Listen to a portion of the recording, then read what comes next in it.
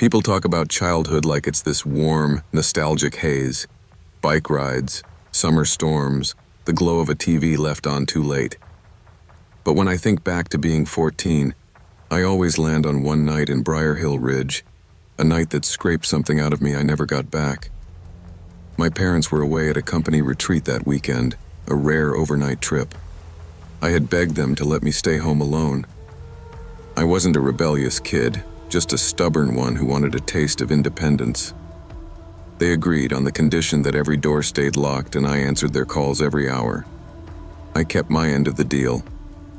At first, I ordered takeout around 6 p.m., running downstairs barefoot with a controller in one hand. The delivery guy handed me the bag, made some awkward small talk about the weather, and left.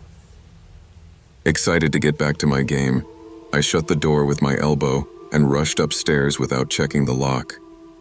That mistake still echoes in my memory, like the click of a safety being switched off. By 9 p.m., the house was dark except for the glow of my monitor. Rain tapped faintly against the siding. I was mid-match, headset on, when I heard it. The unmistakable sound of my front door opening. Slowly, quietly, like someone trying not to be heard. At first, I thought maybe I'd imagined it. The house was old, always settling, always creaking. But then came footsteps, heavy ones, measured, pressing down on the wooden entryway with deliberate weight. I froze. My hands hovered over the keyboard. My heartbeat drowned out the game's audio. Someone was in my house. I yanked off my headset, every muscle in my body vibrating. I wanted to move, to hide, to do anything, but fear pinned me like a nail. The footsteps drifted through the living room, stopping between pauses like the intruder was studying the layout. Then they started up the stairs, one slow step at a time. Creak, creak, creak. And that was the moment I realized I had never locked the front door. My bedroom door was cracked open barely an inch, just enough for me to see the hallway carpet and the faint glow of the nightlight I kept plugged in outside my room. As the footsteps climbed, that small sliver of space became my entire world. I held my breath until my lungs ached. The only thing louder than the intruder's steps was the thud, thud, thud inside my chest. They reached the top of the stairs and stopped. I watched a long shadow stretch across the hallway floor, bending toward my door like a hand reaching for me. The figure stood just out of view, silent, listening. I swear I could feel him, like the air itself tightened. My phone was on my desk, too far to grab without making noise. My parents were miles away. The closest neighbor was 3 houses down. I'd never felt so small. After what felt like forever, the figure took a few steps forward. That was when I saw him, just a silhouette, tall, thin, wearing something dark. He paused directly in front of my room. I could see the outline of his shoulders rise and fall, as if he were breathing deep, steady breaths. He didn't try the door. He didn't speak. He just listened. I clapped a hand over my mouth to smother a gasp. I didn't dare blink. Then, without warning, he turned. He walked back down the hall, still slow, still deliberate, descended the stairs, and moved through the house with the same eerie calmness he'd entered with. A moment later, the front door clicked shut. Quietly, politely, like he hadn't just shattered my childhood in 20 minutes. I stayed in my room for almost an hour, shaking so hard I could barely stand. When I finally crawled to the window, I saw nothing outside. No car, no movement, no sign he'd ever been there at all. But he had been, and he knew I lived there. When my parents got home the next morning, I didn't even wait for them to walk through the door. I ran straight into them, shaking, crying so hard I could barely breathe. They called the police immediately. 2 officers arrived, looked around, and confirmed what I already knew. No forced entry, no broken windows, nothing stolen. Which meant what happened wasn't a robbery. It was something worse. It's possible he thought the house was empty, one officer said. People check doors occasionally. You may have scared him off by being home. But I knew better. He hadn't run. He hadn't panicked. He moved through the rooms like he was mapping them out, like he was preparing. My mom called it a misunderstanding. My dad promised they'd install better locks. The police suggested leaving lights on. None of it made me feel better. For weeks, I slept with the lamp on. I kept my door locked. I flinched every time a floorboard groaned. I refused to be home alone. Not after dark, not even for 5 minutes. But the worst part was the question gnawing at me every night. Why didn't he come into my room? He could have. He was right there. Nothing stopped him. Sometimes I wondered if he was waiting for something. That night wasn't meant for anything violent. Maybe he just wanted to know the layout to see who lived there, to check for alarms. Maybe he planned to come back. That fear followed me like a second shadow. A month later, strange stories began circulating around Briar Hill Ridge. Mrs. Holloway, the elderly widow down the street, reported seeing a man standing in her backyard around midnight, motionless, facing her kitchen window. The Petersons' doorbell camera caught someone walking up to their porch at 3 a.m., turning the doorknob, then walking calmly away. 2 teenagers said they'd heard footsteps in their detached garage. Every story sounded like mine. Quiet, careful, deliberate. But no one else had seen the figure inside their home. Only me. I kept thinking about the way he walked up the stairs, the confidence, the patience. He wasn't scared of being caught. He wasn't rushing. He wasn't stealing. He was observing. Whenever I mentioned this to my parents, they'd exchange nervous looks, insisting it was all in my head. People scare themselves after something traumatic, my mom said. You're safe now. But I never felt safe again in that house. Not after the night someone stood outside my bedroom, breathing in the dark. By spring, the neighborhood incidents stopped. The police never found anyone. Life slowly returned to something that resembled normal. But I didn't. Even at 14, I understood that the world could shift in one quiet moment. Safety wasn't permanent. Locks weren't guarantees. And danger didn't always announce itself with shattered glass. It could enter through a door you forgot to secure. Years later, when I left Briar Hill Ridge for college, I still checked every lock 3 times. I slept with a heavy flashlight by my bed. I kept my phone within reach. Some nights, especially when I'm overtired, I swear I hear those footsteps again. Slow, deliberate, climbing toward me. I wake with the same cold sweat I felt at 14. The intruder never returned, at least not to my knowledge. But sometimes I wonder if that was the plan all along, to walk the house once, learn the layout, count the bedrooms, confirm the occupants, and wait for a night when things were even quieter. A night when no teenager was accidentally awake upstairs. And to this day, I don't know what stopped him from opening my door. But I've never forgotten that he didn't knock. He didn't break in. He simply walked in. Because I left the door unlocked.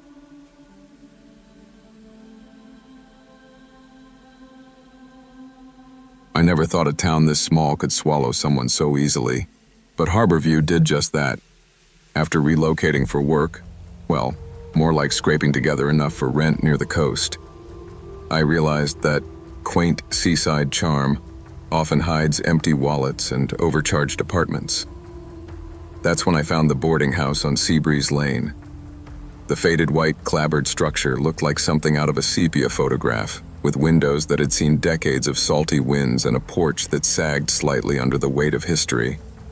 The ad promised cheap rent, and when I called, Mrs. Rennick answered. Her voice was soft, lilting, like she'd been trained to soothe children and grown-ups alike. "I just like having young people around," she said. "It keeps the house alive." I moved in the next week. At first, the place was exactly as she described. Cozy, warm in a brittle sort of way, and smelling faintly of salt and wood polish. The floors creaked underfoot, and the curtains swayed gently, as if breathing with the ocean breeze. But within days, I noticed odd things. My door, which I was certain I'd locked, would sometimes be ajar. My toiletries moved just enough to make me question my own memory. And Mrs. Rennick, well, she seemed to appear in the hallway at odd hours, always quietly observing, always smiling. She brought me tea each night, a calming herbal blend she called sleep tea. I refused politely, saying I preferred water, but she insisted. "It helps," she said softly. "And it's better for a young mind to rest fully. Don't you want to be at your best?" Her questions started small. What time I woke, what I ate, but escalated. She asked if anyone checked on me, if I had family nearby, who I called when I felt alone. I told myself she was lonely, that perhaps she'd lost someone dear and just wanted company. But the sense of being watched began gnawing at me. One night, I woke to a faint electrical hum coming from behind the wall just above my bed. Curious, I pried at the wallpaper. Beneath it, I found a small circular opening, with wires disappearing downward into the darkness.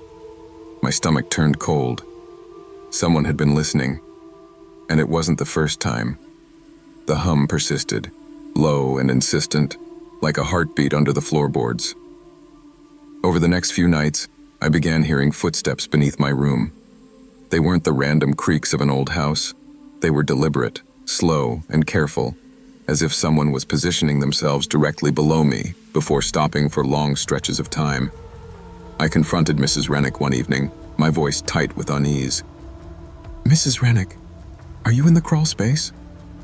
She smiled that soft, gentle smile, the kind that made you doubt your own fears. "Oh, Jonas, the house has old bones that shift at night. It's nothing to worry about." I didn't believe her. I started staying up late, listening, straining to catch the faint noises. Sometimes I would catch shadows moving beneath the floorboards, or hear faint clicks that sounded mechanical, like switches being toggled. When she was out one afternoon, I decided to investigate the basement. The staircase was narrow and steep, dust motes dancing in the shafts of sunlight from the small window at the bottom.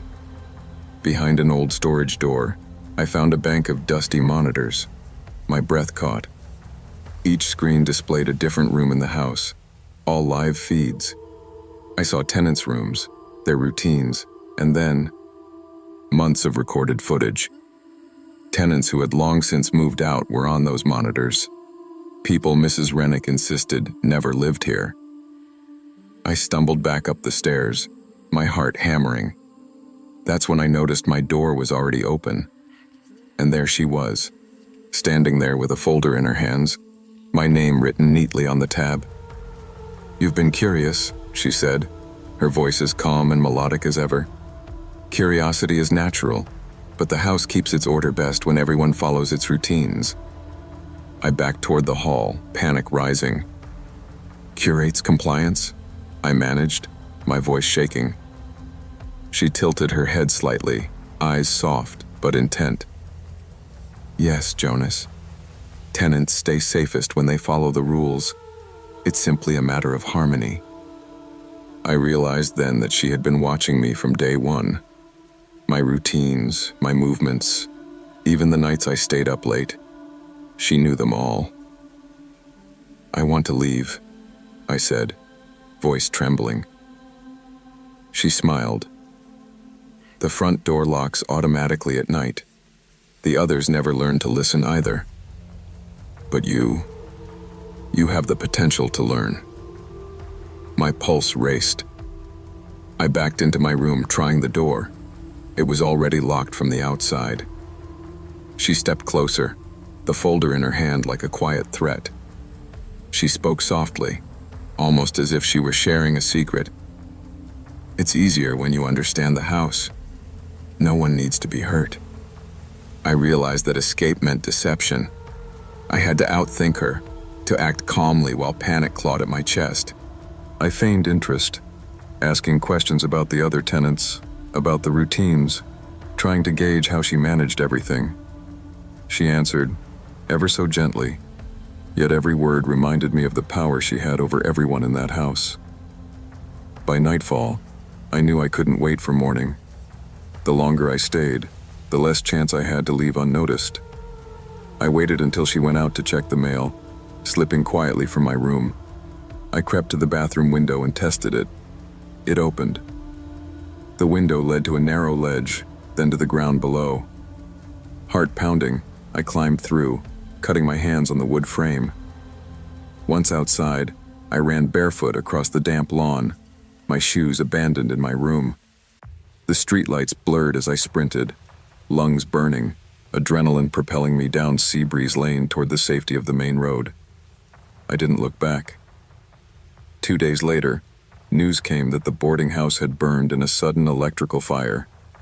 The fire department had no clue how it started, and Mrs. Rennick was gone. No one saw her leave.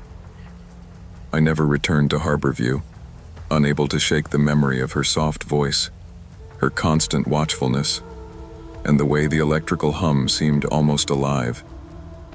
Even now, months later, I sometimes wake in the middle of the night, convinced I hear it.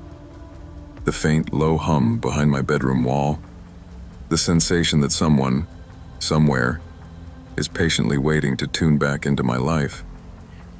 I moved to a small apartment far inland, where the salt air couldn't reach me and the creaks of old houses weren't constant companions. I tried to bury the memory, but it follows me in the quiet moments, the faint humming of electricity, the feeling of eyes watching, even when I know no one is there. I can't look at boarding houses the same way again, or rent that seems too good to be true. The lesson is imprinted. Sometimes kindness masks obsession, and some offers of shelter come with unseen costs. Even though she's gone, I still double-check my doors, and sometimes I press my ear to the walls, half expecting that faint hum. I know it's paranoia, logically, but the fear is a reminder that control can hide behind gentle words and soft smiles. I survived Harborview, but part of me knows some lessons are never truly escaped. Not every offer of kindness is genuine. Trust your instincts, question unusually perfect situations, and remember that vigilance is as important as gratitude, especially when safety is at stake.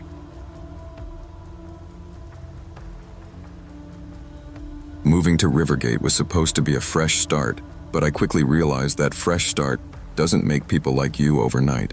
My parents had transferred jobs, so I was suddenly in a town where everyone already had their friends, their routines, and their reputations.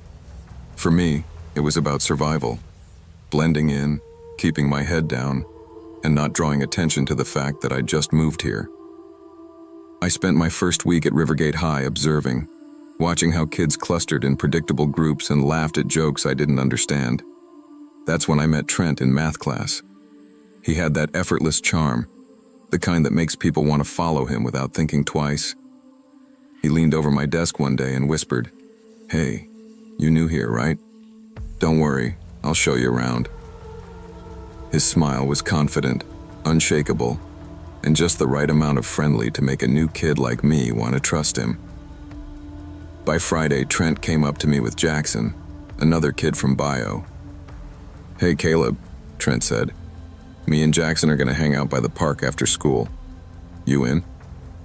The words sounded harmless, casual, but for me it was an opportunity, a way to finally feel included.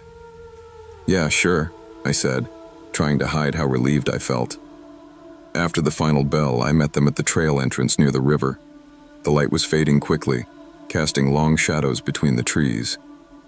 The air smelled damp, earthy, the kind of smell that comes before a storm or a riverbank flood. Trent led the way, and Jackson followed silently. I glanced around. Something felt off. The trail didn't lead straight to the park. It curved into overgrown paths, deeper into the trees. Aren't we going to the park?" I asked, my voice tight. "Shortcut," Trent said casually, his tone too calm. "Trust me, you'll see." The deeper we walked, the more isolated it felt. The city noise faded, replaced by the crunch of fallen leaves and the low hum of the river. My stomach twisted with unease, but I forced it down. Making friends in a new town was hard. I didn't want to seem paranoid. I didn't want to be the kid who says no. But instinct has a way of whispering truths you try to ignore. The trail grew darker as dusk fell, the last orange light disappearing behind the trees. Jackson lagged a little, murmuring something about wishing he had a flashlight. I nodded quietly, my eyes darting between shadows, trying to convince myself the growing pit in my stomach was just nerves. "Almost there," Trent said again, but this time his voice didn't sound like reassurance. It had an edge, a subtle pushiness. I realized he hadn't answered why we weren't seeing the park. We rounded a bend, and there it was, the old pump station. Rusted metal doors hung crooked, and weeds pushed through cracked concrete. Moonlight glinted off broken glass scattered on the ground. 4 older teens were standing in a loose circle, faces hidden by hoodies. They were strangers to me, but they didn't move like they were surprised to see us. They moved like they were waiting. Trent stopped abruptly and turned toward me, his grin suddenly sharp. "So Caleb," he said, voice low, "you've been talking about my sister, huh?" I froze. "What? No, I don't even know your sister." "Bullshit," Trent snapped, stepping closer. The others closed in behind him. Their shadows stretched over me like predators surrounding prey. My chest tightened, my pulse spiking. One of them swung a broken bottle. It grazed my shoulder, slicing through my jacket and scratching my skin. Another reached to grab me, trying to drag me behind the metal shed. I twisted violently, adrenaline kicking in, breaking free for a split second. "Run!" Jackson shouted, though I barely noticed him anymore. My legs carried me before my mind could catch up. Branches clawed at my jacket, roots caught my shoes, but I kept moving. Blood from my shoulder dripped down my arm. Every sound in the woods was amplified, the snap of a twig, my ragged breathing, the footsteps pursuing me. I didn't stop until I burst into the streetlights of a residential area, gasping, bleeding, and terrified. My hands shook so violently I could barely dial 911. When the dispatcher answered, my voice cracked as I tried to explain what had just happened. By the time police arrived, I was sitting on the curb, my shoulders stinging and my entire body trembling. They took my statement, carefully writing down every detail I could remember. Trent's voice, the older teens, the pump station, even the broken bottle. An officer, Detective Alvarez, looked grave. "You're not the first kid this has happened to," he said quietly.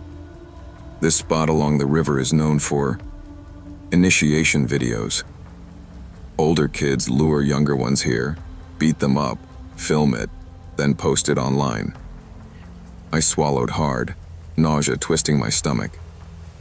Why would anyone do that? "Power, fear, attention," Alvarez said bluntly.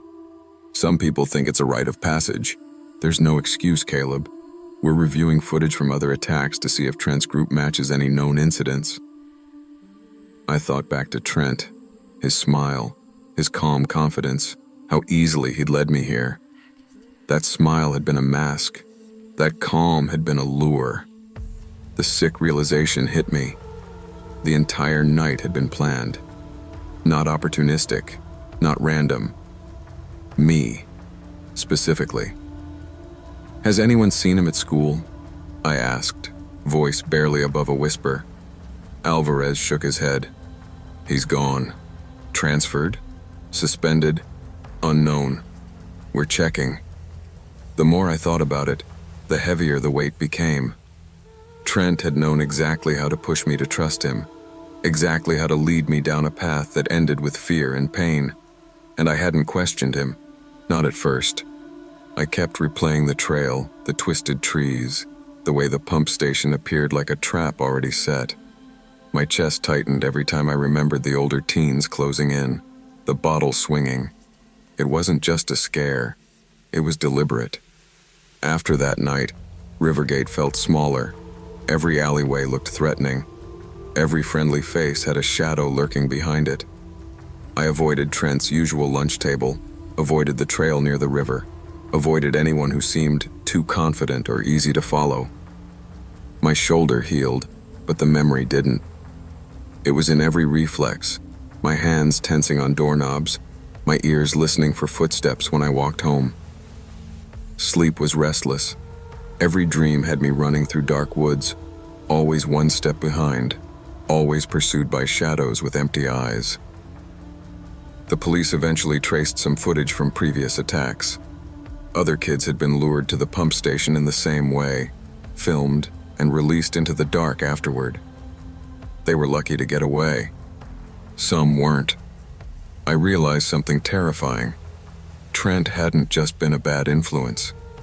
He was a guide, a decoy, someone meant to push me toward a trap I would never forget. And the worst part? He could have come back any day. I talked to my parents about moving again, but they wanted me to stay. I told my counselor at school, but without Trent or the others, there was little anyone could do. I was left with the lesson, the fear, and the memory carved into my mind. Rivergate High looked the same. Students laughing, classrooms buzzing, but I knew better. Beneath that normalcy, traps waited, and predators could wear the friendliest smile.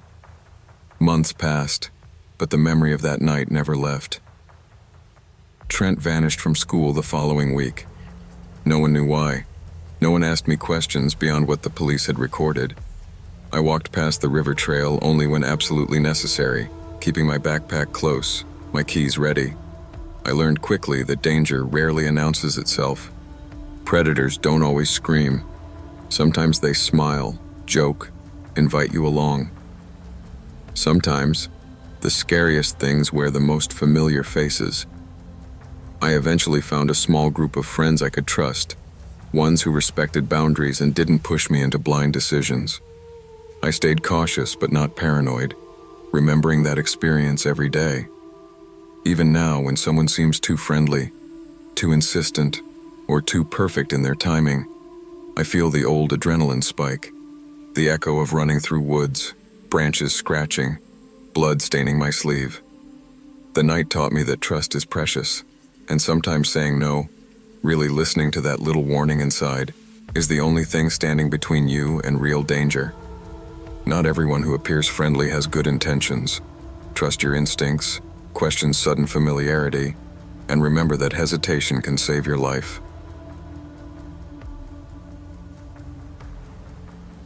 I grew up on the rural outskirts of Pine Hollow, a place where nearly everyone knew your name but still minded their own business. Our town had one gas station, one diner, and a school bus system that ran on hope more than schedules. Some mornings the bus was 15 minutes early, other mornings 20 minutes late. You learned not to panic. You just stood at the end of your driveway and waited. Back then, my house sat at the end of a long dirt road lined with pines so tall they swallowed the sky. The mornings were usually quiet. No cars, no neighbors, just the crunch of frost under my sneakers and the strange stillness right before sunrise. It was a stillness I'd grown used to. That winter morning in 2014 felt no different at first. The air bit at my skin, my breath rose in little clouds, and the darkness had that heavy blue tint that only comes with freezing dawns. I pulled my hood tighter and kept my backpack close to my chest. Then I saw the headlights coming. They were too dim, too low, and too slow to be a regular car. I thought it had to be the bus, even though the glow looked off. The beams spread strangely across the road, like the bulbs were old or dirty. I didn't think much of it. Late bus, weird bus, didn't matter. But when it finally rolled into view, my stomach tightened. It wasn't yellow. It was a pale cream color, almost sickly looking in the cold morning light. The metal siding was dented along one side, and the bus number near the roof was scratched so badly it was unreadable. The windows were dark, too dark. The bus hissed to a stop in front of me, brakes squealing like they needed replacing 20 years ago. The folding door creaked open and a man leaned out. He had tinted glasses, even though dawn was barely breaking, and an expression that never changed, not irritated, not friendly, just blank. "Morning," he said in a monotone voice. "District switched routes today. Get on." I didn't move. Something was wrong.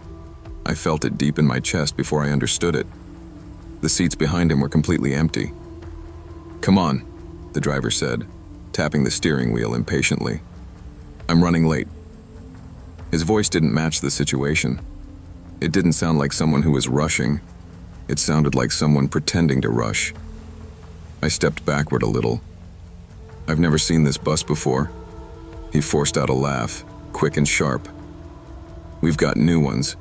Just hop in." But it wasn't new. The ceiling panels were stained. The floor looked scratched. The inside smelled like an old garage, oil and rubber and something warm and metallic. I looked toward the road, hoping maybe a neighbor's porch light would help me think clearly. No one was awake. "Seriously, kid," he said, with a hint of irritation now creeping into his tone. "Don't make this complicated. Get on the bus." My throat tightened. "What about Mr. Dalton?" I asked. "He's my usual driver." The man's jaw twitched. "He's sick today." "Mr. Dalton doesn't get sick," I said before thinking, because it was true. He'd driven the same route for 17 years and bragged about his perfect attendance. The driver's fingers curled around the edge of the steering wheel. "Get on," he repeated, slower this time. I backed away 2 more steps. Then he slammed the door, so hard the entire bus rocked, and stomped on the gas. The bus lurched forward, not down the paved road toward school, but toward the dirt trail that ran behind the woods. The same trail that passed right by my house.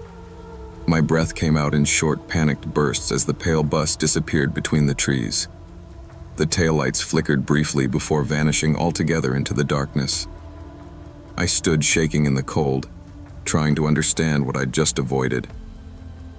Minutes later, no more than 3, the familiar bright yellow school bus came bouncing over the hill, headlights clear, engine loud.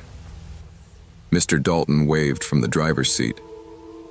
"You're up early today," he said as the doors opened. I didn't answer. I kept staring down the trail into the woods, where the wrong bus had gone. I didn't tell anyone what happened at first. Not Mr. Dalton, not my friends, not even my parents. I didn't have the words yet. I just sat on the bus gripping the vinyl seat, replaying the encounter again and again in my head. By lunchtime, Pine Hollow was buzzing with news. A teacher rushed into the cafeteria with her phone in hand, whispering urgently to another staff member. Students leaned over trays of chicken nuggets, trying to listen. Eventually, the announcement came over the intercom. "Students and staff, we have been notified of an attempted abduction 2 towns over this morning. Authorities believe a stolen school bus may have been involved. Please stay in groups when walking home today." I felt the blood drain from my face. A stolen bus. My fork clattered against my lunch tray. My friend Tessa nudged me. "Hey Ava, you okay?" I nodded automatically, but inside everything was spinning. The pale cream bus, the scratched off number, the driver with tinted glasses. I didn't imagine it. Someone really tried to take me. When I got home, Mom was glued to the local news. A grainy image flashed on screen, security footage of a bus almost identical to the one that had stopped for me. Same color, same dents, same missing number. "Terrifying," Mom murmured. "They say the driver tried picking up a girl in Fairbanks County, but she ran." I swallowed hard. "Did they catch him?" "No," she sighed. "They think he's hiding somewhere rural. These backwoods go on forever." The camera panned across a map, tracing possible routes the stolen bus could have taken. One of the highlighted roads was ours. That night I barely slept.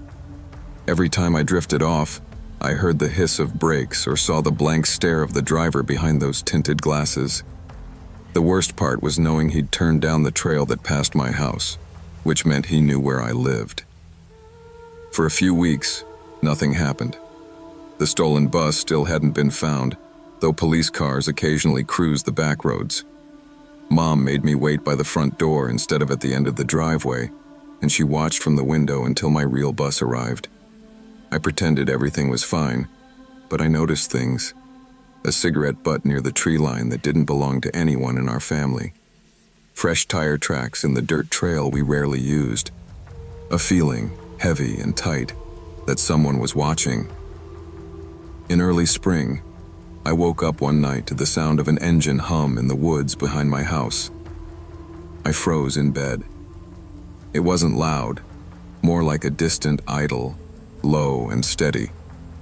I slipped out from under the covers and looked out my window. At first, I saw only darkness. Then a single faint light flickered between the trees. Not bright enough for a car. Not steady enough for a flashlight. But exactly the kind of flicker cheap, aging bus headlights might make. My chest tightened. I backed away from the window and woke my parents. Dad grabbed a flashlight and walked the perimeter of the yard. But by the time he got close to the woods, the engine noise faded. He came back inside, shaking his head. "Probably a neighbor's truck," he said. But our nearest neighbor was a mile away. The next morning, I found a long scrape in the dirt trail near our mailbox. Like a large vehicle had turned around too sharply. That was when I finally told my parents everything. Every detail, every word, every warning sign. Dad called the sheriff that afternoon. Officers searched the woods for days, but the bus was never found. Neither was the man. But deep down, I knew he was still out there. He'd picked Pine Hollow for a reason. By summer, the panic in town faded. People got comfortable again. Parents let their kids bike to the gas station, and the missing bus story became another rumor older students whispered to scare the younger ones. But I didn't forget, and I didn't go near the woods alone. One humid July evening, I stepped outside to bring in a folding chair we'd left by the road after watching fireworks the night before. The sky was dimming fast, fireflies blinking near the tree line. I bent to grab the chair and froze.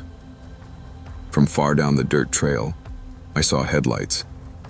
Not bright yellow-white headlights like most cars, but dull, uneven, sickly colored beams that skimmed low across the ground. My pulse hammered in my ears. I stepped back toward the porch. The vehicle slowed.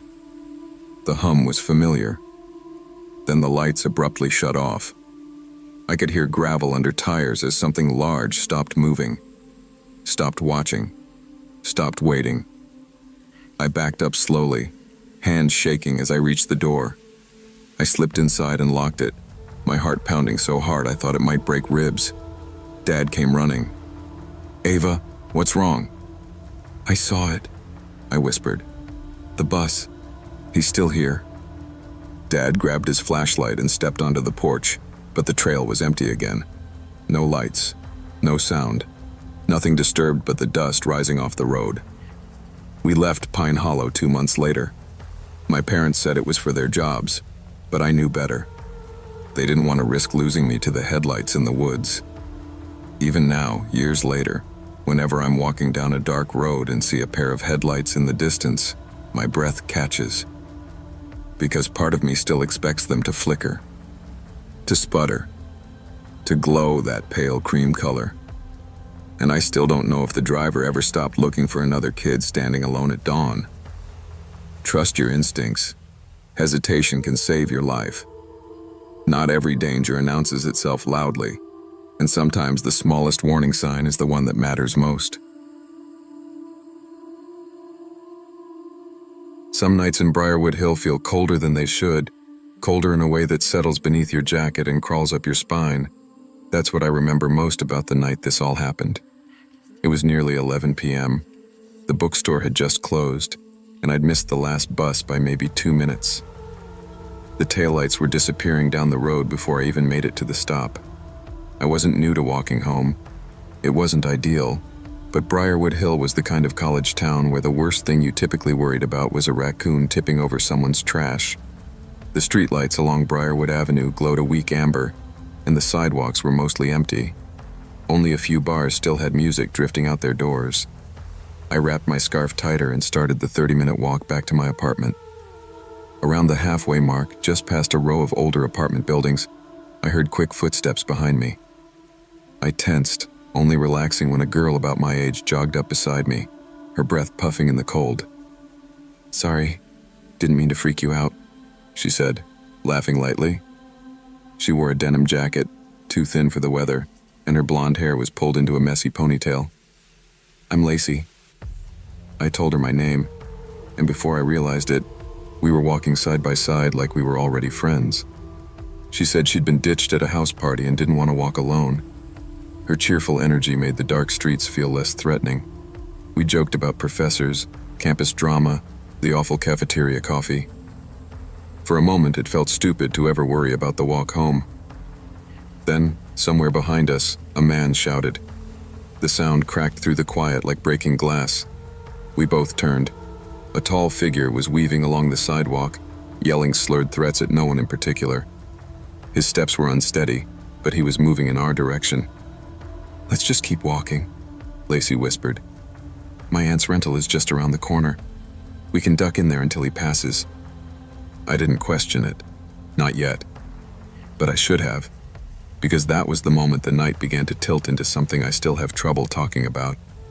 Lacey walked faster, tugging gently at my sleeve like she didn't want to lose momentum. I kept checking over my shoulder. The man had closed some distance but wasn't quite on us yet. His shouting ricocheted off buildings, making it hard to tell how close he really was. "You sure your aunt won't mind?" I asked. "She's not home. She's visiting my cousins," Lacey said quickly. "But she keeps a spare key in this little ceramic frog by the door. It's fine. She wouldn't care." It sounded plausible. And in the moment, fear makes you accept whatever story lets you feel safe. We turned onto a side street, the kind with old Victorian homes built long before any of the modern apartments existed. The houses loomed over the cracked sidewalk, their roofs sharp against the night sky. A few porch lights glowed weakly, but the rest of the street felt deserted, too quiet, like the air itself was holding its breath. "Right there." Lacey pointed to a large blue house with peeling paint and a sagging porch. One second-floor window glowed with a weak yellow light. Something in my gut tightened. The rest of the house was pitch black. "Is someone inside?" I asked. Lacey didn't answer. She kept walking, her pace quickening. As we got closer, I glanced back toward the lit window, and the light blinked out suddenly. Not dimmed, not flickered, just snapped off, like someone had stepped away from it. I stopped walking entirely. "Lacey," I said slowly, "who's in that house?" She turned to me with a smile that didn't match her eyes. "Come on, don't make this weird. We just need to get inside before that guy catches up." There was pressure in her voice, not panic, urgency, almost expectation. I stepped back. "Rena," she said sharply, "don't." My heart hammered, and somehow I finally listened to the part of me that had been whispering warnings since the moment we turned down this street. "I'm not going in there," I said. And that was when everything changed. I started backing away from the porch, slowly at first. I didn't want to spook her. I didn't understand what was happening, only that the air around me suddenly felt thick and wrong. "Rena," Lacey said again, more forcefully. I shook my head. "Something's off. I'm not going inside." Behind us, the drunken man had stopped shouting. The quiet was worse. I didn't know where he was anymore. When I took one more step back, Lacey lunged. Her fingers clamped around my wrist so hard I gasped. For someone so small, she was unbelievably strong. Her nails dug in deep, and her cheerful expression snapped into something cold and frantic. "She's here!" Lacey screamed toward the door. "Open it!" The house responded. A tall silhouette appeared behind the cracked doorway, a figure standing just inside the darkness. I couldn't make out a face, just height and stillness. The door creaked wider as if inviting me in. Lacey yanked on my arm, trying to drag me up the porch steps. My shoes scraped across the wood. "Stop! Let go!" I cried, twisting, pulling, fighting against her iron grip. Her voice dropped to a frightening whisper, low and urgent. "Don't make this harder." I saw movement inside the house. The tall figure shifting, preparing. Panic detonated inside me. I wrenched my wrist hard, ignoring the pain as her nails ripped skin. I twisted, shoved my shoulder into her, and ripped free. For one frozen second, Lacey just stared at me, her expression almost disappointed. Then I ran. I sprinted down the street, tearing down sidewalks, cutting across yards, not stopping to breathe. I didn't hear the drunken man anymore. I didn't hear Lacey chasing me. All I heard was my heartbeat and the pounding of my shoes. I didn't stop until I burst into the fluorescent glow of a gas station. The cashier jumped when I slammed my hands on the counter. "Please, call the police," I sobbed. "Someone tried to take me." He didn't ask questions. He just grabbed the phone. For the first time that night, I felt something like safety. But it didn't last long. When the officers arrived, I showed them everything. My bleeding wrist, the direction I came from, the street with the old Victorian homes. My voice shook as I tried to recount the details. They exchanged looks I didn't like. Looks that suggested uncertainty. Not disbelief, but something close. One officer, a middle-aged woman named Porter, finally nodded. "Let's check it out." I sat trembling in the back of the police car as we drove to the house. The road looked different in their headlights. Less eerie, more ordinary, but the dread in my stomach only grew. "There," I said, pointing. The house looked exactly the same, except now the entire place was dark. No faint light in the upstairs window, no movement inside. We got out. My legs felt like wet sand. Officer Porter knocked on the door. No response. She tried the handle. It swung open easily. "Did you say your friend's aunt owned this place?" the other officer asked.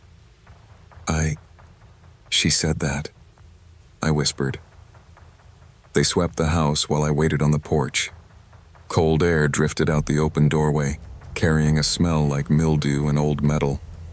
I tried not to look at the window where the light had flickered earlier. After a few minutes, Officer Porter reappeared, her expression grim.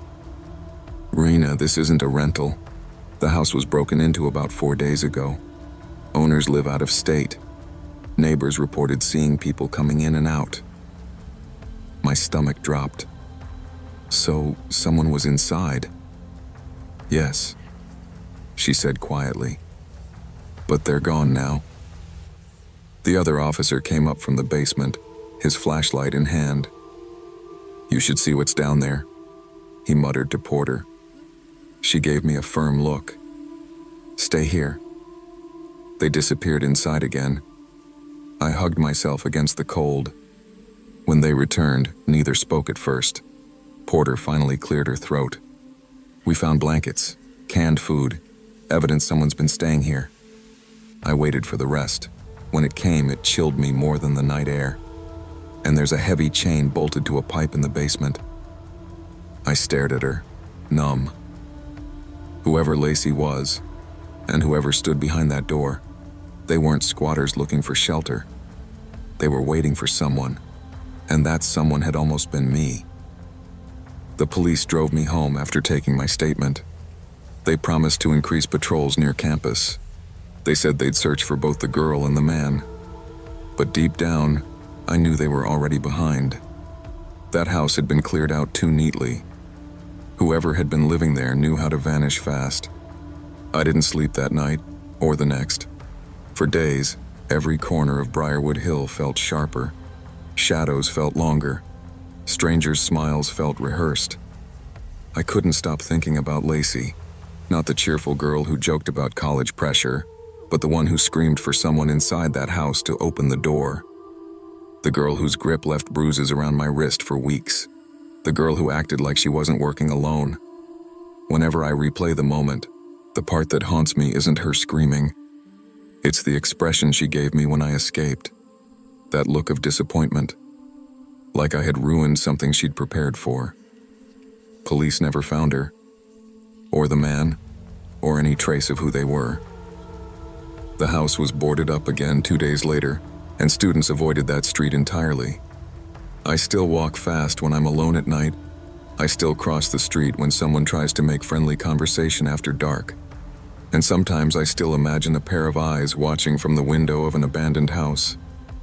Maybe it's paranoia, or maybe it's instinct, because you never really forget the night someone tried to pull you into a place you weren't meant to leave. I moved to Black Hill in the winter of 2011, though I couldn't tell you now exactly why. Maybe it was the rent being cheap, or maybe it was the idea of a small town where I could rebuild myself after a rough breakup. Black Hill was a former mill town. The mills shut down long before I got there, leaving behind rusted water towers and smokestacks like crooked tombstones. The locals kept to themselves. Shops closed early. Streets emptied before dusk. The entire place felt like it was holding its breath. I rented a dim little apartment above a laundromat. The walls were thin, and the air carried a constant chemical warmth from the dryers below. But it was home. I didn't know anyone, and I barely talked to my neighbors, but I figured that was just part of getting by here. One night, after a long shift at the grocery store where I bagged cans and cereal boxes for customers who never made eye contact, I missed the last bus. I decided to walk home down Black Hill Road, a stretch of cracked asphalt lined with shuttered storefronts and flickering street lamps. The cold was brutal, bone-biting, like the kind that reminded you winter wasn't playing around. Halfway down the road, while I was blowing into my hands for warmth, I heard footsteps behind me. I turned to see a girl around my age. She had a frayed parka, hair tucked messily into a beanie, and cheeks red from the cold. She smiled easily, too easily for someone walking alone at night. "Cold out, huh?" she said, falling into step beside me. "Yeah," I replied, grateful for human company. "You live around here?" "Just up the road," she said brightly. "I'm Rena." She talked casually at first, weather, work, what I was doing in Black Hill, but slowly her questions turned strange. "Do you live alone? Do your parents check on you often? Does anybody know where you are tonight?" I laughed it off, thinking she was socially awkward or just trying too hard to make conversation. But that uneasy prickle in my spine began to grow. Then a drunk guy across the street yelled something unintelligible at us. Rena grabbed my arm. "Come on," she said urgently. "We should hide at my place." Before I could protest, she tugged me toward a shadowed street where a single old Victorian house waited in the dark. The Victorian stood halfway down the block, tall and crooked like it was leaning away from the wind. Most of the windows were boarded up, except for one on the second floor where a dim yellow light flickered. I hesitated. Nothing about the place looked lived in. "You sure this is your house?" I asked. Rena nodded, still clutching my arm. "Don't worry, it's warmer inside." The front door creaked open before we even reached it, as if it had been waiting. Inside, the warmth she promised wasn't there. Instead, the air smelled like damp wood and sulfur, sharp enough to sting my throat. The wallpaper peeled in strips. The floor groaned beneath us. "Sorry about the smell," Rena said, but her voice sounded off, lower, like she was forcing a tone that didn't belong to her. I heard something upstairs. Movement. Slow. Dragging. Rhythmic, like someone pulling heavy feet across old floorboards. "Who else lives here?" I asked, my heartbeat picking up. Rena smiled, but the smile was wrong. Too wide, too practiced. "Someone who wants to meet you," she answered. Before I could react, I heard the click of the door behind me. She'd locked it. I took a step back. "Hey, look, maybe I should just go." "You're already here," she said softly. Her eyes didn't blink. "He gets hungry when the cold comes." The dragging upstairs grew louder. A tall figure appeared at the top of the stairs, wrapped in a stained sheet. Limbs too long, spine bent at a crooked angle. Something underneath the sheet moved slow and deliberate, like parasites shifting under skin.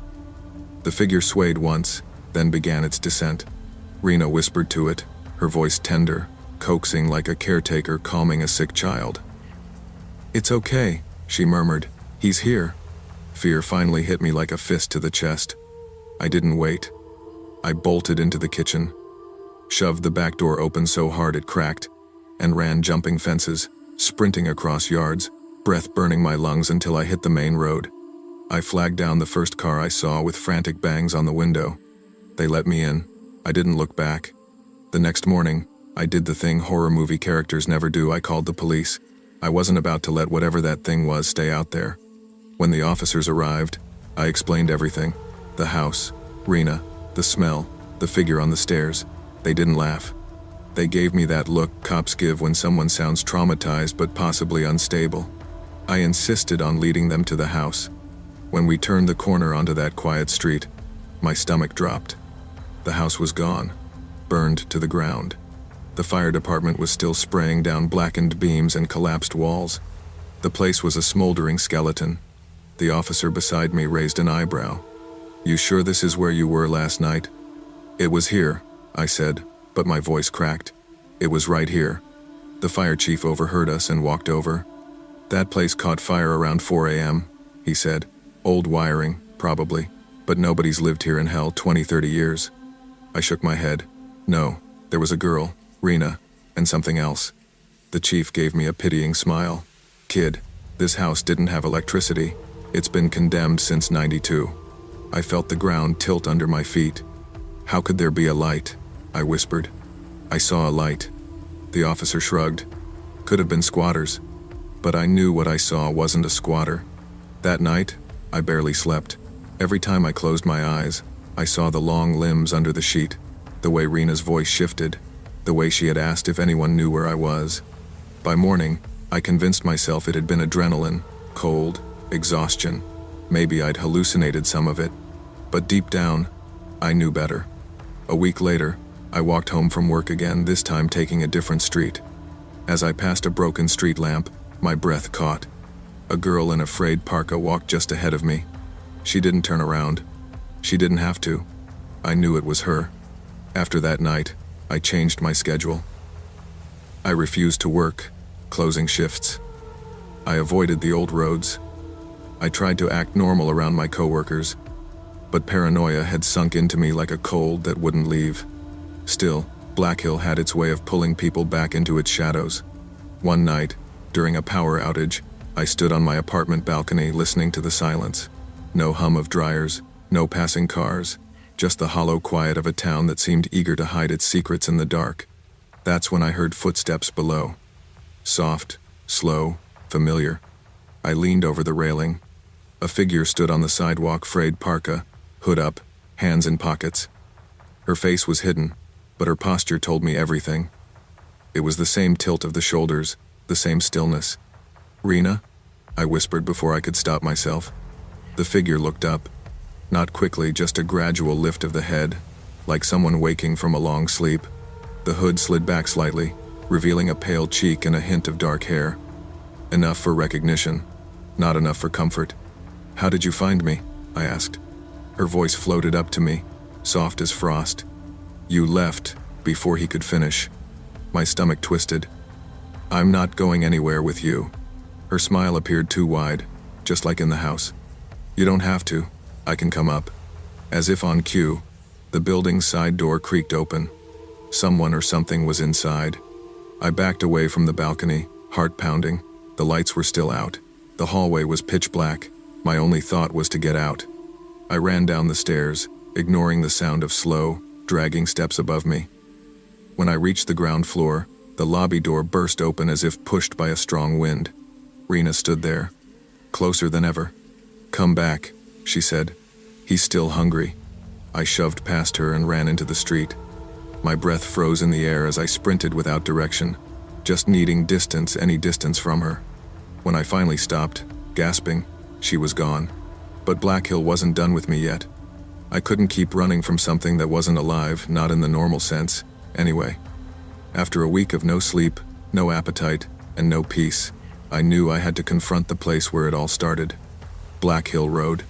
When I arrived, the street was as silent as the night I met her. Half the lamps were dead. The wind carried that metallic smell that reminded me of the burned house. I stood at the empty lot where the Victorian once stood, now just frozen dirt. "I know you're here," I said, my breath clouding. "Just tell me what you want." A soft crunch of snow behind me. Rena stepped into the light, or what little light there was. Her parka looked older now, more frayed, stained by ash.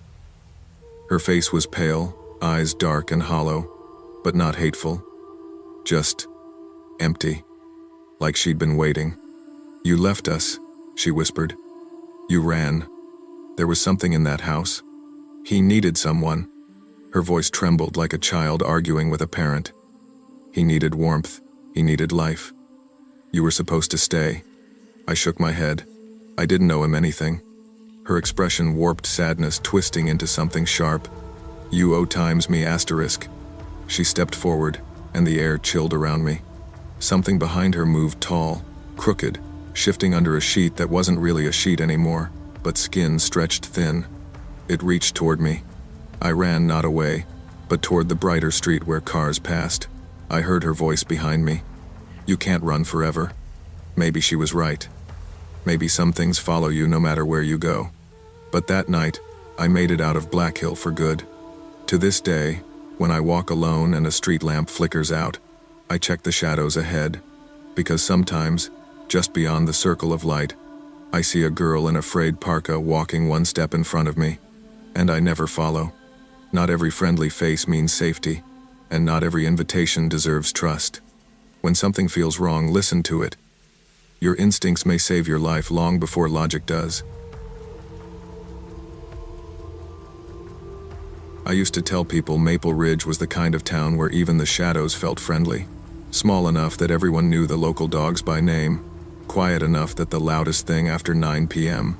was the convenience store's humming sign. I moved there when I was 20, after a messy breakup and a restless feeling I couldn't shake. My mom used to say I'd been born walking too fast, always chasing something I couldn't see. By 24, I had settled into a routine that felt safe, maybe too safe in hindsight. I worked evening shifts at Hearth and Honey Bakery, a warm little brick building that smelled like cinnamon and rising dough even on its worst days. My boss, Julie, trusted me to close most nights. I liked being the last one out, cutting the lights one by one, hearing the ovens click as they cooled, locking up and stepping into the quiet street with the leftover warmth still clinging to my clothes. My apartment was a 30-minute walk away. Most nights I didn't mind it. The streets were well lit, lined with maple trees that made the whole place glow orange in fall. I listened to podcasts or just let my thoughts wander. Maple Ridge felt familiar enough that danger wasn't something I thought about. That was the privilege of small towns. You didn't realize how easy it was to feel safe until suddenly you weren't anymore. That October had been strange, though. Rainier than usual, darker. People talked about break-ins a few towns over, but nobody paid it much mind. Not until the SUV. I first noticed it on a Wednesday night, the kind of night when the rain came down in thin, icy lines that made everything look blurry.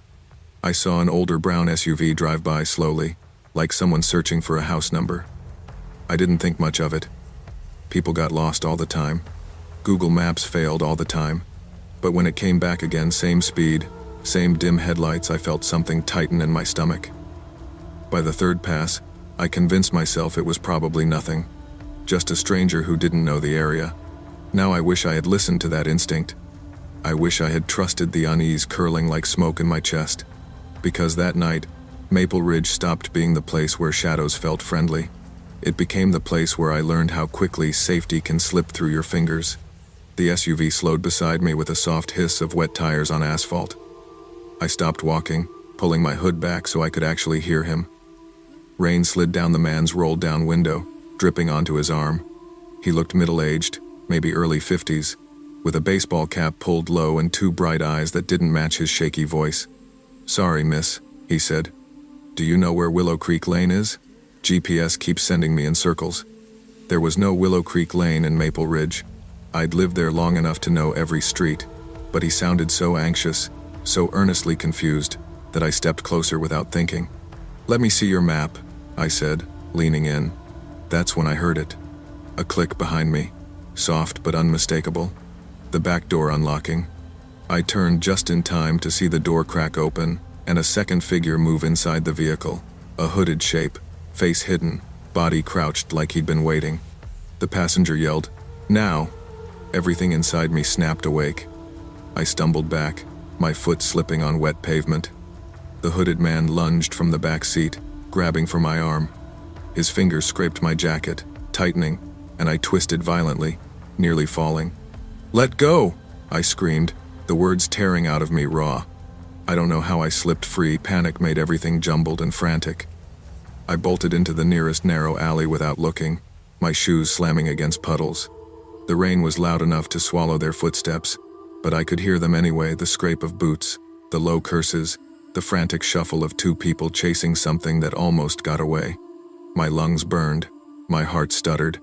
I jumped, grabbing the lowest rung of a rusted fire escape ladder. My wet fingers almost slid off, but I wrapped my arms around it and held on like my life depended on it, because it did. Hands clamped around my legs, nails dug into my ankles. I kicked, connecting with something soft, a stomach, maybe a face. The man grunted. "Pull her down!" someone yelled. I screamed so loudly my throat felt like it split open. I screamed until I could barely breathe. The rain, the struggle, the echo of the alley, everything blurred together. Then a new sound cracked the night open. A garage door slamming up, and a man's voice furious and close. "Hey, get away from her." Footsteps thundered.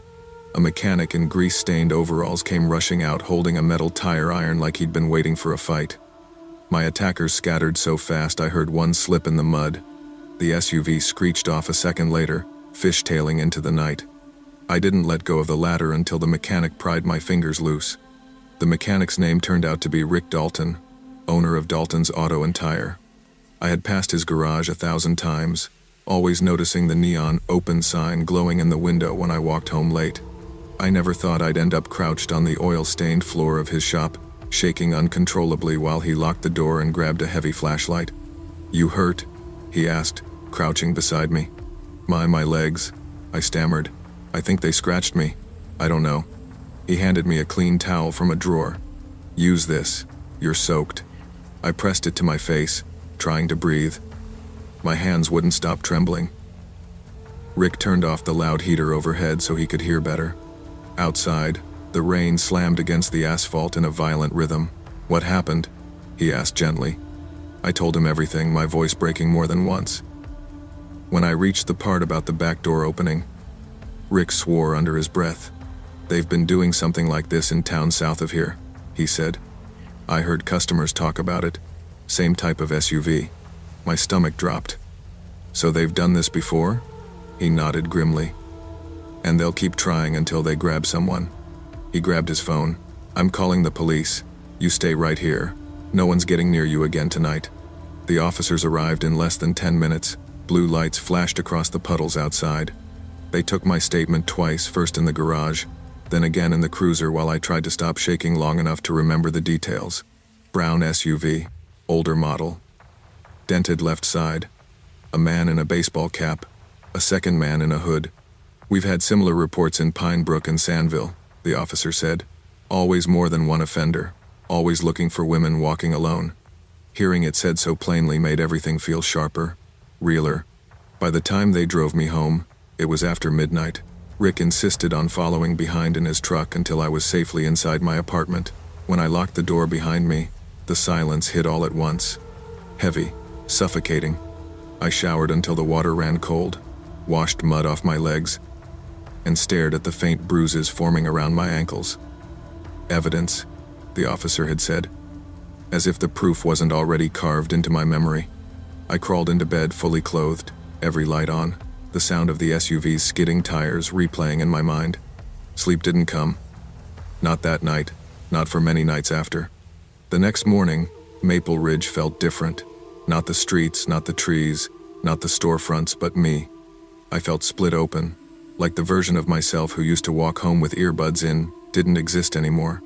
Julie, my boss, hugged me so tightly I almost cried. "You're taking a week off," she said, no arguing. Her hands were shaking when she let go. The police called asking for more details. I tried to remember license plate fragments, but all I could recall was mud splashing up the side of the SUV and the sound of the door unlocking. My mom drove 3 hours from the city to stay with me. She cleaned my apartment like fighting dust could fix what happened. My dad kept checking the locks, the windows, the back door, then checking them again. Every few minutes, one of them would ask, "Are you sure you're okay?" And I didn't know how to answer.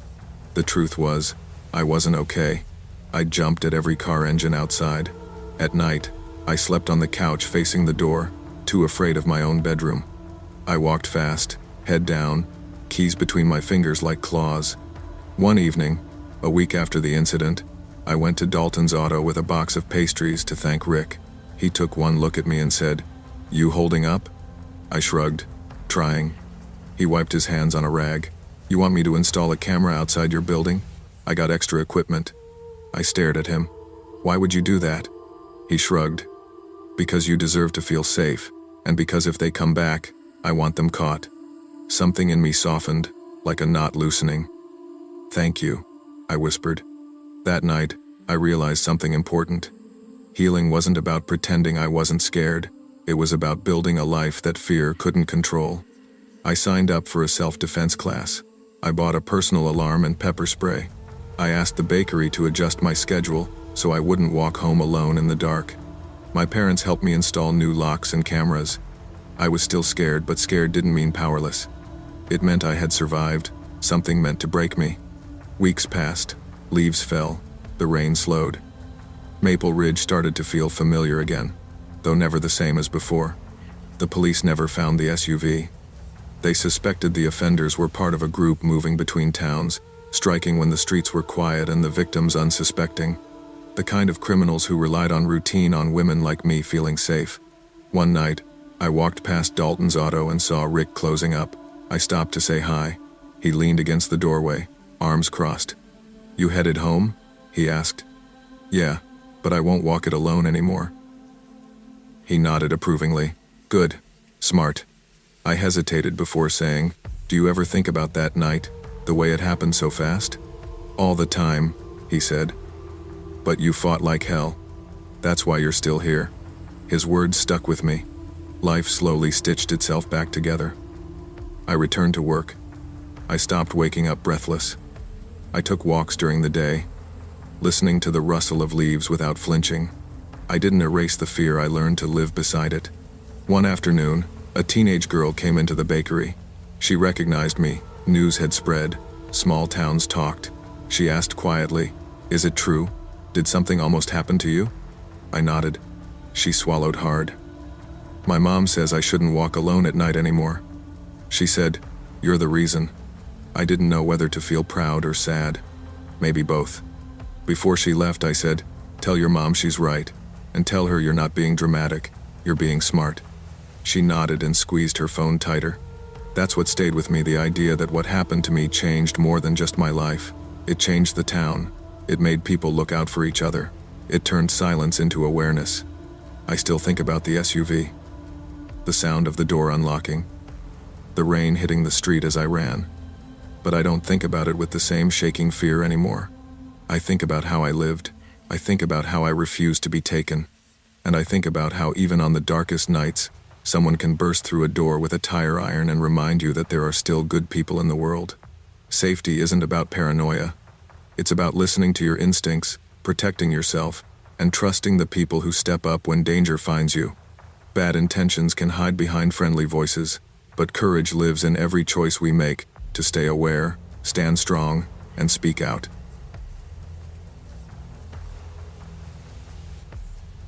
Long before that night at Harper's house, before the police tape and news vans, I used to believe old lakefront homes were charming. I grew up in a regular 2-story suburban place, the kind where every room smelled faintly like detergent and last night's dinner. So anytime a friend had a house with history creaky floors, antique portraits, rooms no one used, I treated it like a novelty, something cool, something different. Harper's house was all times of that. Her family owned one of the oldest properties on Lakeshore Drive, a massive Victorian with a steep roof and 3 full floors, not counting the unfinished attic. The place had been in her family for generations. Her parents traveled often for work, leaving Harper in charge as long as she followed 3 rules. Asterisk, asterisk, no parties, no unlocked doors, and absolutely no one upstairs. Asterisk, asterisk. Naturally, on the weekend they flew to Boston. She broke all 3. I didn't even want to go at first. I'd had a long week at my landscaping job. My shoulders were stiff, my eyes heavy. But Harper insisted, said she needed someone calm around in case the night got chaotic. That was her way of complimenting me. So I showed up just after 9, carrying a 12-pack I'd probably take most of back home. The place was already buzzing.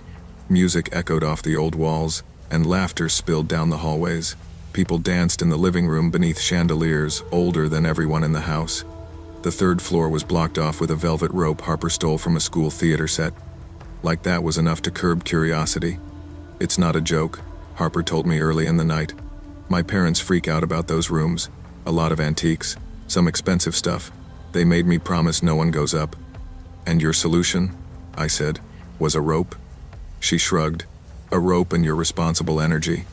I laughed, shook my head, and by midnight stepped outside for air.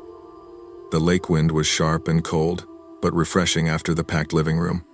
I leaned against the back railing, staring at the still water. That's when I looked up.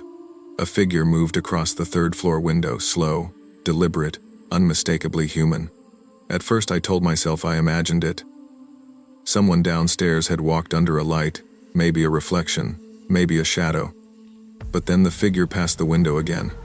Taller than anyone I knew, walking with intention. My stomach dropped. Nobody was supposed to be up there. I stepped back inside, heart starting to beat harder, and went to find Harper. "Someone's upstairs," I told her. "I saw them in your parents' window." Her face fell. "No one should be up there." "Exactly," I said, and without thinking too long about what we were getting into, we headed for the staircase. The staircase to the third floor was tucked behind a narrow hallway, barely wide enough for both of us. Each step creaked under our weight, the sound swallowed by the thump of music from below. Halfway up, the temperature changed the kind of cold that didn't feel natural for late summer. Harper hugged her arms. "My mom always says this floor doesn't heat right," she whispered. "Something with old vents." "Yeah," I said. "Let's go with that." We reached the landing where a small nightlight glowed weakly, illuminating walls lined with dusty picture frames. All old family portraits, stone-faced men in suits, women with braided hair, no one smiling. Typical Victorian relics, but the kind that made the air feel heavier. Harper pushed open the hallway door. It groaned loudly, and the sound echoed way too long. Her parents' bedroom was the first door on the right. The doorframe was carved with delicate ivy patterns, something her great-grandfather designed, according to a story she'd once told me. Tonight, the door was cracked open about 3 inches. Harper's voice thinned to a whisper. I didn't open that. A draft of cold air drifted from inside the room. It wasn't the normal type of cold, it felt like opening a freezer. I stepped forward before she did. "Rowan," she warned. "I'll just look," I whispered. "If someone's messing around, we'll send them back down." I nudged the door with my foot, expecting a party idiot to jump out laughing. Instead, the room was dimly lit by moonlight pouring through tall windows. The curtains swayed slightly, though the windows were shut. The antique dresser drawers were open, clothes everywhere. And a man stood there, tall, shoulders hunched, wearing a dark hooded jacket. His back faced us as he rifled through a jewelry box. When he turned, the faint light hit the mask covering his face, a white cloth tied behind his head, eyes cut out unevenly. He didn't speak, didn't yell, just stared. My breath vanished. Harper grabbed my sleeve. "Hey, we're calling the cops," I blurted, my voice cracking. You need to go." The man tilted his head like he was studying us. Then he lifted something in his right hand. The metallic glint caught the moonlight. An ice pick. "Back up," Harper whispered urgently. We stepped away. He took one step toward us. I felt the air shift, felt something primal telling me to run. But he didn't attack. Instead, without a sound, he darted past us, almost brushing my shoulder, disappearing down the staircase with impossible speed. "Go!" I yelled, grabbing Harper's arm. We chased after him because instinct is stupid and doesn't think things through. But by the time we reached the kitchen, the back door swung open, banging in the wind. The man sprinted into the woods behind the house. Gone. Just gone. Harper stood frozen near the back door, trembling. "Rowan, he was in my parents' room. He went through their things." I know," I said, trying to catch my breath. "Call the police. Now." Her hands shook so badly she could barely unlock her phone. I grabbed it gently and dialed for her. The dispatcher's calm voice felt unreal against the chaos inside my head. While we waited for officers to arrive, We made our way back to the living room where music still blared and people kept partying as if nothing upstairs had happened. The contrast made everything feel surreal. I shut the music off. "What the hell, Rowan?" someone yelled. Harper raised her voice. "Everyone, get downstairs. Now. This isn't a joke." People grumbled, confused, but the sight of her face shut them up. They gathered in the foyer just as the first police cruiser pulled up the driveway. 2 officers came inside, and Harper immediately burst into explanations. "He was tall," she said. "Hooded jacket, white mask. He was going through jewelry. My parents' room, 3rd floor. He had a weapon." The officers asked us to guide them upstairs. I went with them. Harper stayed downstairs with the group. My hands felt numb the whole walk up. In the bedroom, the officers inspected everything. Open drawers, scattered clothes, the creaking window, the jewelry box lying on its side. One of them said, "You're lucky you 2 weren't hurt. This guy's been hitting lake houses for the past 2 months." "What?" "Lakefront burglaries," he said. "Always top floors. He breaks in early, usually before dark, and hides. Waits for homeowners to leave or go to sleep. Never hits the main level first. Wants time." The thought chilled me. "He was here before the party even started?" "Almost definitely," the officer said. "Probably watched all of you arrive." I scanned the room again, the shadows, the corners, the closet door still slightly ajar. A wave of nausea hit me. "What about the mask?" I asked. "Does that match?" "He wears different coverings," the officer said, "but the pattern is the same. Tall, male, slim, quiet, starts upstairs, leaves fast, never caught." I didn't like that answer. Downstairs, people whispered nervously as more patrol cars arrived. Harper hugged herself, pacing. She looked worse every passing minute. "He could have been here for hours," she murmured, watching, listening. I didn't disagree. The police stayed for almost 2 hours. They took photos, dusted for prints, collected the fallen jewelry box, examined the back door latch. They asked Harper a long list of questions. When the rope went up, how many guests were invited, whether she locked every door before the party began. I could tell she was embarrassed to admit half of it, but shock does strange things to people. It rearranges priorities fast. When the officers finally left, clearing the scene, the house emptied faster than it filled. Cars peeled out of the driveway. Some people muttered apologies, others didn't say a word. By 1:30 in the morning, the place was silent except for the hum of the refrigerator. I sat on the couch rubbing my temples. Harper dropped beside me, legs pulled to her chest. "He was just times standing times there, Rowan." Her voice cracked. "Going through my parents' things like it was normal."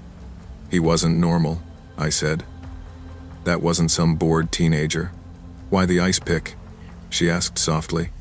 "Because it's quiet," I said before thinking. "Doesn't make noise like a gunshot." She flinched. "Sorry," I sighed. "I shouldn't have said that." "No, you're right." She pulled the blanket around her shoulders. "I can't stop thinking about him being upstairs before we got there, just hiding, listening to everything, watching us walk around like idiots." I swallowed hard. "If you hadn't sealed the stairs, people would have wandered up. And maybe gotten hurt," she whispered. "God." She leaned her head on my shoulder, exhausted. The house felt too big, too empty, too old. Every sound pipes shifting, wood settling made us both tense. "You staying here tonight?" she asked. "No," I said. "And you're not, either." She looked at me like she wanted to protest, but didn't. "Okay." We packed her a bag, shut every light off, and locked up. When we stepped outside, the lake was calm again, the forest still, too still. I checked the woods one last time before we drove off. I could have sworn I saw movement between the trees, a tall silhouette, then nothing. 2 days later, I got a call from the detective assigned to the case. I expected updates, maybe news about fingerprints or security cameras. Instead, he asked if he could meet at Harper's house. When we arrived, he was already waiting on the porch. The air smelled like rain, and the lake breeze tugged at his coat. "We found something," he said, "upstairs." My stomach tightened. He led us to the 3rd floor again. The bedroom looked cleaner now. Harper's parents had returned and restored everything to their liking. But the detective didn't stop there. He walked to the far end of the hall, to a storage room none of us had reason to open. "We inspected this room after you left," he said quietly, "and found evidence the intruder stayed longer than we first thought." He flicked on the light. In the corner behind stacked boxes sat a small pile of items, an empty water bottle, food wrappers, a crumpled blanket, and worn footprints on the dusty floor. "He camped out here?" I asked. "At least a day," the detective said. "Maybe more. The wrappers are from a convenience store about a mile from here." Harper covered her mouth. "He could have heard everything," she whispered. "Our conversations, our voices, everything. He was waiting for an opportunity," the detective added. "Possibly planned to come down later in the night. So when we caught him," I said slowly, "we interrupted him." "Yes," the detective said. "You did." We left the room feeling smaller than when we entered. As we stepped back into the hallway, sunlight filtered through the tall windows, but the house still felt cold. On the drive home, Harper sat quietly, staring out at the bright blue lake stretching beyond the road. "Rowan," she finally said. "Yeah? If you hadn't looked up at that window." I didn't let her finish. "I know," I said, "but we did. That's what matters." She nodded but didn't look relieved. "Not really. Because some truths don't leave you with comfort. Sometimes the scariest part isn't the break-in, or the chase, or even the threat itself. It's learning how close danger was before you ever realized it, how long it watched, waited, listened, and how easily it can happen again. Evil doesn't always break down the door. Sometimes it slips in quietly, unnoticed, and hides in the spaces we assume are safe. Always trust your instincts, protect your boundaries, and never mistake familiarity for security. Awareness is not fear, it's survival." I still remember the way Ridgewater looked the first time I drove into town back in August of 2008, fog hanging low over the pine trees, the old mill by the river humming like it had a heartbeat of its own, and students hauling boxes across the campus lawn while parents yelled reminders they'd forget by the next day. I was 18, unsure of who I was supposed to become, but convinced college would hand me some kind of blueprint. Instead, it handed me Miles. He lived across the hall in a dorm that smelled like old carpet and ramen. The first week of classes, he knocked on my door holding a burned CD with a skull drawn on it in Sharpie. "You ever heard Ash Chapel?" he asked. I shook my head. "Then tonight, your world changes." I thought he was joking. He wasn't. The band wasn't mainstream, more like something whispered about at parties by guys who spent too much time on obscure forums. Industrial metal mixed with eerie chanting, the kind of music that felt like it crawled under your skin and stayed there. Their imagery was even worse. Soot-covered masks, church ruins, bonfires that made the flames look hungry. Miles treated it all like scripture. At first, I laughed it off, writing him off as just another college kid trying on a personality. We all did that at 18. But the more time I spent around him, the more I noticed things that didn't feel like a phase. He kept his room dark, curtains always closed. He collected newspaper clippings about abandoned churches. He scribbled strange symbols in the margins of his notebooks, shapes that looked like crosses bent the wrong direction. One night while we walked to the dining hall, he stopped under a street lamp and said, "People think the world ends with explosions. It doesn't. It ends when we forget what's sacred." I didn't know what that meant, but I nodded anyway, uneasy. By October, he had pinned a massive map to his wall dots, marking burned churches across Europe, connected with red thread like some twisted pilgrimage route. I joked about it being serial killer decor, but he only smiled and said, "Some things need to burn before they can be rebuilt." I should have taken that seriously. I really should have. By winter break, most freshmen at Ridgewater were figuring out who they wanted to become. Miles, however, seemed to be shedding who he'd been. His hair grew long and matted. He stopped showering regularly, muttering that cleansing the body was a lie invented by corporations. He barely went to class. He disappeared for hours, sometimes whole nights, into the woods behind campus. I asked him once, "Dude, what are you even doing out there?" He looked at me, eyes glassy, voice almost reverent. "Listening," he said. "The forest still remembers." The more Ash Chapel he listened to, the more he talked about their lead singer, the one arrested years ago for burning down a church in Finland. Fans treated the incident as if it were a holy text, calling it the purification. But Miles talked about him like a prophet. People called him unstable, he said one night while we sat under the flickering dorm hallway light. But prophets always sound insane to the deaf. That set off alarms in my head, but I didn't know how to confront him. He was my friend, or at least the first real friend I'd made away from home. I told myself he was going through a phase, that he'd snap out of it once classes got overwhelming. Except he didn't. Around February, he invited me to what he called a listening session in his room. When I walked in, the lights were off. Only the glow from the map on his wall lit the space. Burned church ruins, red yarn lines, circled towns like he was waiting for something to happen at each of them. "Sit," he said. I did, mostly because the air between us felt fragile. He played an Ash Chapel track I hadn't heard before, long stretches of distorted chanting, almost like people praying backward. When it ended, he stared at me, waiting. "Well?" he said. I shrugged, creepy, "But it's just music." "No," he whispered. "It's a call." I should have walked out then. Instead, I pretended everything was fine, the way you do with a friend who's changing in ways you don't understand. But when my roommate moved out mid-semester because Miles had started standing outside his door at night, whispering lyrics, I realized things weren't just strange, they were wrong. Still, nothing prepared me for what happened in the woods.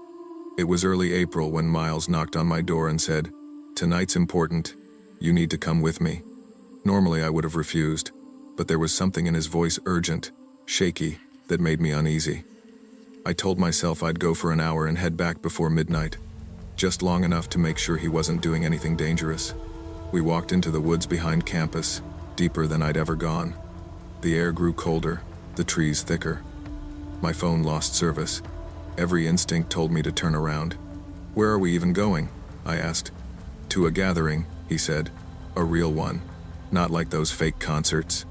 He pushed through a curtain of branches until we stepped into a clearing with a decrepit shack leaning sideways like it was ready to collapse. A small group stood around it, faces hidden behind soot-smeared masks. No music, no bonfire, just silence. I whispered, "Miles, who are these people?" He smiled like a proud parent. "Devotees." Before I could ask anything else, two masked figures dragged someone out of the shack, a terrified freshman I recognized from my econ class. His hands were tied. His voice broke as he begged, "Please, let me go. Please." My stomach dropped. This wasn't a ritual. This was something else, something dangerous. One of the masked figures handed Miles a torch. He turned to me and whispered, "Tonight we purify the weak, like our founder did, like we're meant to." I backed away. "No, Miles, this is insane." He stepped closer, torch extended. "Prove your devotion." I ran. Branches whipped my face, roots caught my feet. I heard them behind me, dozens of footsteps, masked breathing, whispers sounding like warped prayers. Let him burn. Purify the weak. Return him to ash. I sprinted until my lungs felt like fire, but they kept coming. I didn't stop until the first rays of dawn hit the treetops. By then, their voices had faded into the woods, swallowed by daylight. I made it back to campus barefoot, bleeding, shaking so hard I couldn't speak. I didn't go to the police. I didn't tell anyone. I was 18, terrified, and convinced nobody would believe a story about masked cult members in the woods. But the nightmare was far from over. For days after, I avoided the woods completely. I skipped classes. I slept with the dorm door locked and a chair jammed under the handle. Every shadow felt like someone watching. Every passing footstep sounded like masked breathing. I kept expecting Miles to show up, but he didn't. Not that week, not the next. 2 weeks later, the campus lit up with police cars. Rumors shot through the dorms like wildfire.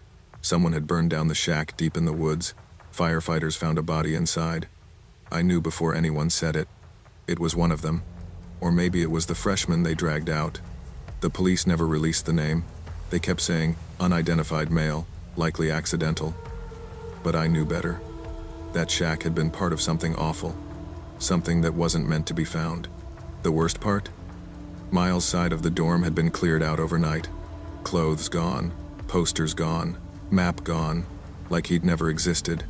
The RA said his parents had withdrawn him for medical reasons, but when I tried calling his number, it was disconnected. He was gone, vanished without explanation.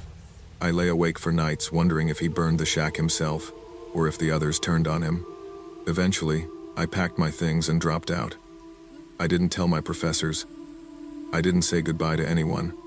I got in my car and drove, until the campus disappeared behind hills and trees. For years afterward, every bonfire smell made my hands shake, every industrial metal beat made my stomach twist, and every night, when the house settled and pipes groaned, I swore I could hear distant chanting those same backward prayers. I tried therapy. I tried ignoring it. I tried convincing myself it had been an overreaction brought on by stress and fear. But deep down, I knew the truth. I had been one choice away from becoming ash in that shack. Years passed. I built a new life across the country, new apartment, new job, new friends. Nobody knew about Ridgewater, the shack, or the torch Miles handed me in the dark. I told people I left college because of financial issues, easier than the truth. But every so often, something pulled me back. A news article about a burned church, a missing student rumor on an obscure forum, a message board thread discussing Ash Chapel's hidden gatherings. Each time, I felt my heartbeat spike, memories flickering like flames. One night in 2016, while scrolling through a music forum, I came across a post titled, "Whatever Happened to the Ridgewater Chapter?" My hands trembled as I clicked. Most comments were nonsense teenagers romanticizing danger, but one reply froze me. The one who ran was lucky, the others stayed loyal. Purification requires sacrifice. No username, no profile picture, just posted at 3:14 a.m. I told myself it was trolling, just some internet edgelord. But the phrasing, the cadence felt too familiar, too close to what Miles used to say. I shut the laptop and sat there for hours, staring at the wall. Some nights now, I still dream of that clearing, the masks, the torch, the whispering voices slipping between the trees like smoke. I don't know what happened to Miles. I don't want to know. But sometimes I catch myself wondering if he's out there still, hiding in someone else's woods, waiting for another freshman to mistake obsession for identity. Because the truth is, cults aren't always big, loud, or famous. Sometimes they start with a friend offering you a burned CD in a dorm hallway. And sometimes they end with a shack burning in the middle of the night while the rest of the world sleeps peacefully. I survived by running. And I've been running ever since. Blind devotion, whether to a person, a band, or an ideology, can turn dangerous when it replaces your own judgment. Trust your instincts, keep healthy boundaries, and remember, real friends don't ask you to cross lines that cost you your humanity.